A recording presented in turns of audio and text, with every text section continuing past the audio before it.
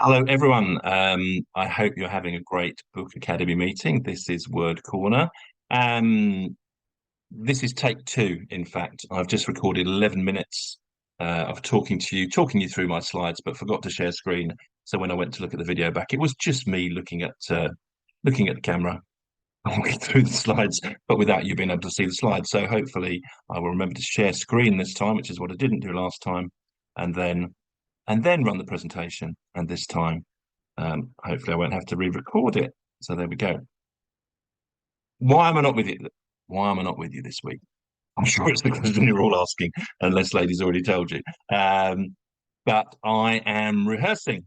So I am playing Theodwyn Snergog, the wizard, in a one-act play that we're taking to the Hunstanton one-act play festival at the end of July, no, end of June, start of July that weekend. But we're actually putting on in 2 weeks' time in Great Hale, which is just near Heckington. So there we are. I am busily rehearsing while you're watching this. So, and that's me. Obviously, my wizard costume. That's not just a random picture of me.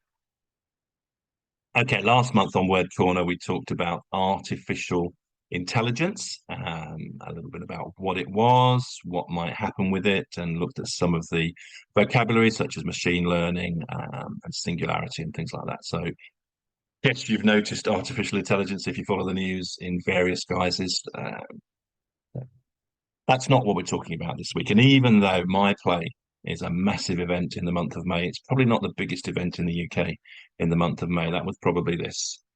So I guess most of you will have watched at least some of the coronation of King Charles III. There he is, looking cheerful as ever, with his crown next to him. And I thought this week we'd just have a little bit of a rummage through some of the vocabulary around royalty and this kind of event.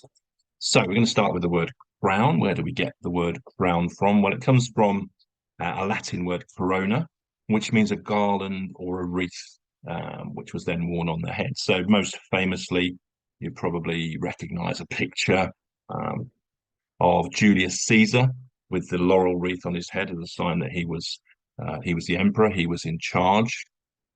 Interestingly, the Roman historian Suetonius says that he did that to hide his baldness. That Caesar was quite a fit, quite a well-kept man, but could do nothing about his male pattern baldness, was a bit embarrassed about it. And so in order to hide that, he went to the Senate and got permission to always wear his corona, his laurel wreath. And that potentially is where the idea of wearing a particular crown or corona started from, just to hide Caesar's baldness. But it might be quite useful for our future king. There he is, who has got the hereditary male pattern baldness of his family, although it doesn't seem to have done him any particular harm, as he was voted in 2021 as the world's sexiest bald man. Well, not voted. They did a bit of research, and this cosmetic surgery specialist found that he'd been addressed as sexy 17.6 million times in blogs, reports, and pages found on Google. So, um, being a bit of a baldy doesn't seem to have done him any harm at all with his millions of pounds and royal inheritance and being the future king. So we are. There's hope for all of us yet. So that's the origin of crown, to hide Caesar's baldness. King itself, that's probably the most famous English king there, King Henry VIII. We learn about King Henry VIII and his 6 wives and their various different fates at school. You probably know divorced, beheaded, died, divorced, beheaded, survived in terms of the 6 wives. So where does the word king come from? Well, in English and Germanic languages and across the Slavic languages, then the root is an Old English word of König, which means ruler, and very similar to the German word König, obviously have the same origin, which then became König, and then König, which is the current German word for king.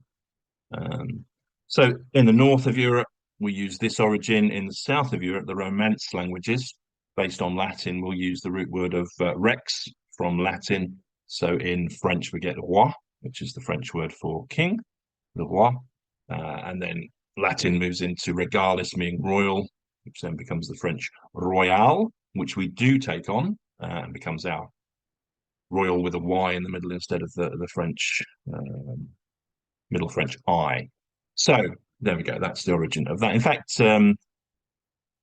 it's also possibly related to the Old English word of kin, which we still use today with a K as kin, your family or your race. So potentially the king was the head of the family, the head of the race. That's where the origins of that word come from. Queen in English is slightly different, and there she is, God bless her, Queen Elizabeth II.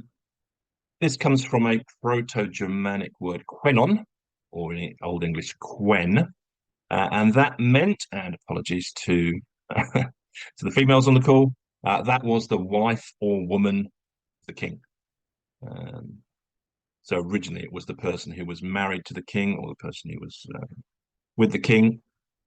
Later on, it became a title in itself. So obviously Queen Elizabeth I, Queen Victoria, Queen Elizabeth II, queens in their own right, as opposed to married to the king. But that was the origin of that. But in fact, English is one of the few languages which has a separate word for queen. Most, again, Romance languages, but also German languages, will just use the female version of the king word. So in French, roi becomes reine. In German, König becomes Königin. So at least there is a different word in English to represent the queen, rather than just a female version of a king. Monarch. Where do we get monarch from? This is an interesting etymology. It comes from two Greek words, monos, meaning alone, obviously mono, single, we recognize that, and archein, to rule. So somebody who ruled alone. So we get this idea of the lonely king, the king on their own. You may recognize that as a quote, heavy is the head that wears the crown. It's actually a slight misquote, comes from Shakespeare. Uneasy lies the head that wears a crown. That's from Henry IV, Part 1. There he is, Henry IV, or Henry Bolingbroke, as he was called. And he was born in Lincolnshire. I mentioned that because I'm in Lincolnshire. Lady Adi and Dennis are in Lincolnshire.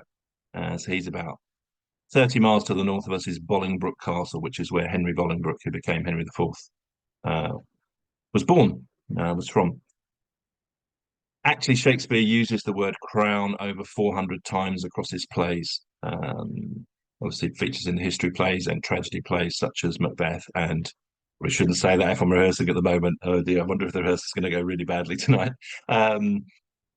Scottish play and King Lear and things like that. So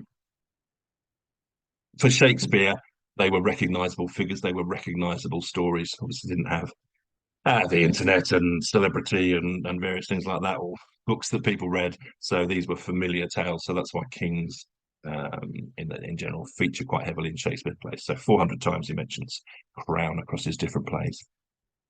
A couple of other words for leaders, emperor and tsar. So emperor comes from the Latin word imperator, meaning commander. On the right there, that is the Emperor Kangxi, who was the longest reigning Chinese emperor.